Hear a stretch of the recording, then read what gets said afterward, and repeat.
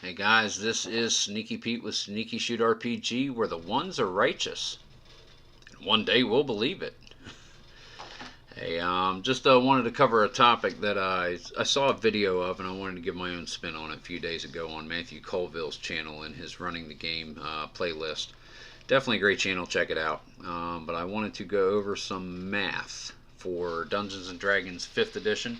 It's pertinent to this, at least the example I'm using.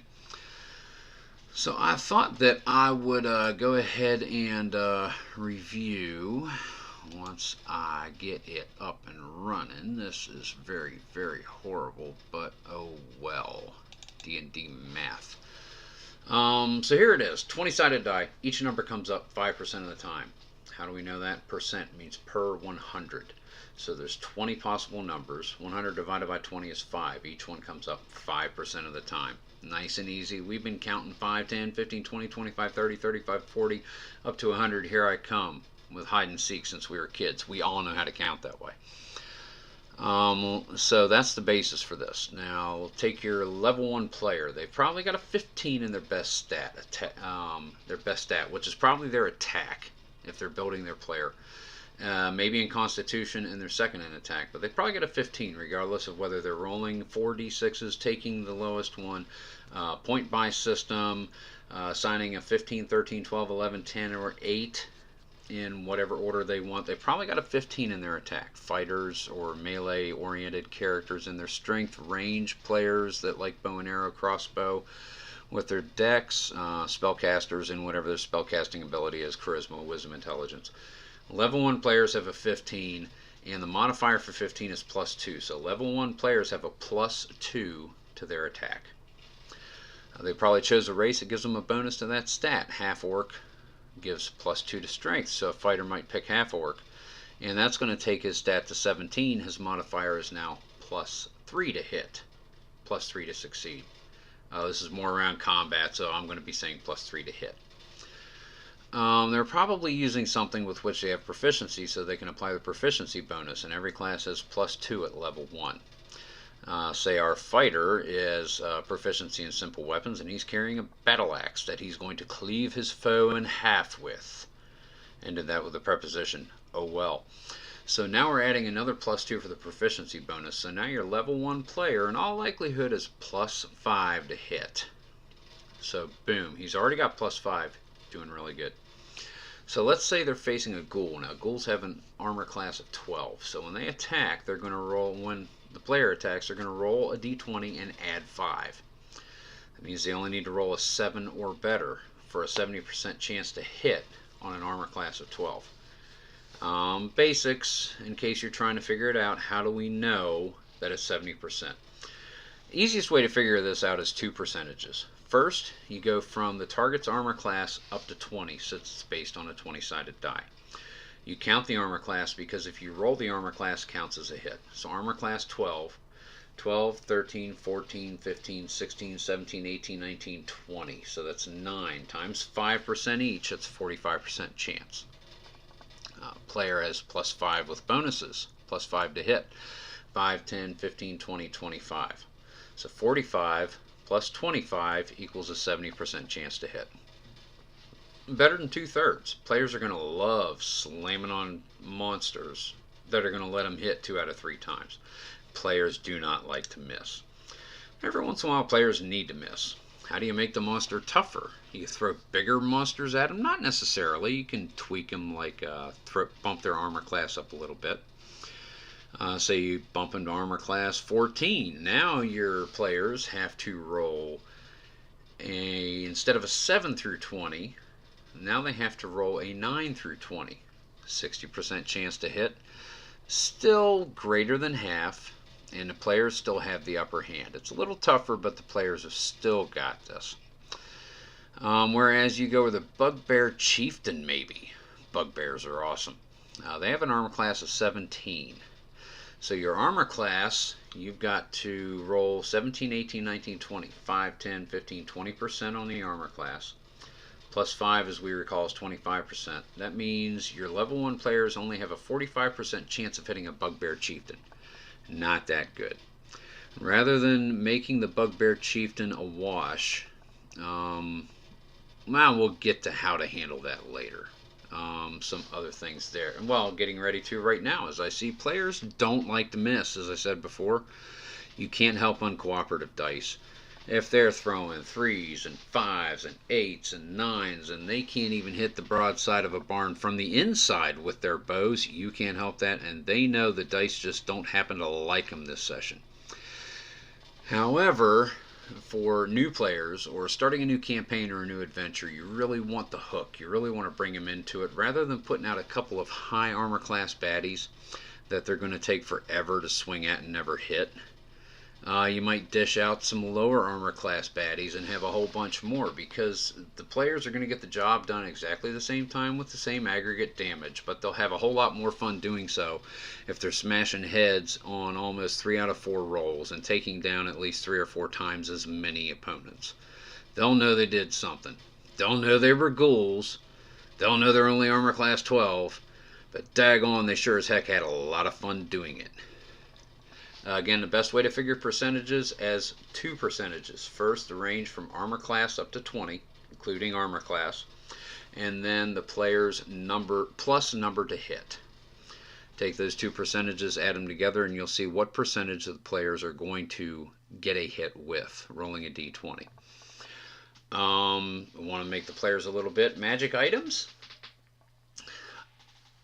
You don't want it. It can be dangerous. You don't want to set a precedent of doling out magic items too early in a campaign. I mean, you get the players dependent on it, and they're like, well, where'd all the magic items go? I mean, this is cool. I've got this sword that talks to me and wants me to feed it blood, But where are the other magic items? Why can't I have a shield? Why can't he have a bow? Why can't he have like a pet toad that breathes fire? Something. You get the players too dependent on that in the early stages instead of growing into a world, whether it be a campaign that you're going to run out of a few scenario books or whether it's something that you've built from scratch. You really want the players to learn themselves, learn the party, learn the world, learn the way the game is being played before you go let them have too much fun. Be ingenious with your hooks and everything and your combat and your encounters, but you don't need to give too many magic items out until an upper level, so don't count on that to strengthen your player's ability to take on those bugbear chieftains. Don't let them face them. That's all. Just don't let them do it. Advantage and disadvantage. Advantage and disadvantage can be tough. And you're going to see why later, but I'm going to throw some numbers out there for you to bear in mind, and then we'll come back around to it. If you offer the players advantage, which is where they have an advantageous situation to have a better chance of succeeding, they're rolling 2d20, removing the lowest one, reading the highest one for their roll. Disadvantage, the converse. They're rolling 2d20, removing the highest and reading the lowest. Advantage, players are an additional +5 to hit. At disadvantage, they are an additional -5 to hit. You don't want to be generous with advantage or disadvantage. You want to be very, very tight with them, and here's why. I rolled 2d20 200 times to kind of come up with these results. Yeah, I could have mathed it, but I really just every once in a while like rolling dice. Now, by the numbers, a single d20 with armor class 12 ghoul again, 5% to roll a critical success, a 20. 45% for a hit, 12 through 20. 55% for a miss, 1 up to 11, and a 5% chance for that critical fail, rolling a 1. So if you roll advantage against that armor class 12, you're going to get a critical hit. I did. I recorded 200 rolls. I got a critical hit 18 times in 200, which is 1.8 in 20. That is almost double. That's almost 10%. My total hits, they went from 9 in 20, the 45%, to almost 14 in 20. They were 13.7 in 20, or 137 in 200. 13.7 hits in 20 for about 66% up from 45. That's a 21% increase. My total misses dropped from 11 of 20, 55%, to 6.3 in 20, about 34%. Another 21% swing. A nice 20% swing. Pretty much 4 numbers on a D20 in either direction. And most peculiarly, no critical fails at all. You have to roll double ones to get a critical fail with advantage. Mathematically, of course, there would be one in the next 200 rolls, but by the numbers, you should roll this once in 400 rolls of 2d20, but you might as well just remove the possibility. For all intents and purposes, it's not going to happen. So if you want to remove critical fails, there's no chance for them to fail, give them advantage. But that's a huge bonus to a player.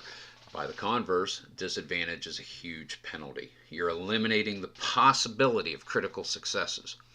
Your total hit rate drops from 45% to 24%.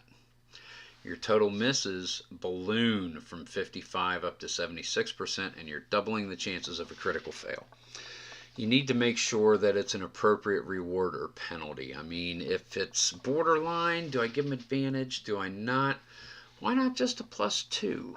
Why not just a -2? Come up with a reason to explain it, but give them a little bit of an edge. You know, it changes, it increases or reduces the chance of success, failure, what have you, by 10%, and just might be enough to turn the tide a bit without signing a player's death warrant.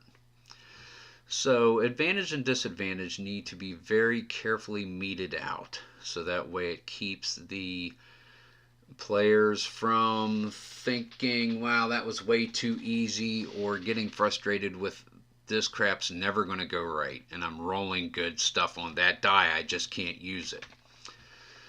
So that's all I've got for you on this video. I hope you found it useful. Go ahead and click the like button down there, give it a thumbs up if you thought it was useful, and subscribe to the channel if you haven't done so already. Click the little dinger bell thingy down there next to the word subscribed, past tense, hint hint, and that way you'll be one of the first to know whenever content is uploaded onto the channel. Share me with your friends, and guys, this is Sneaky Pete with Sneaky Shoot RPG. Keep those ones a-coming, guys. Take care.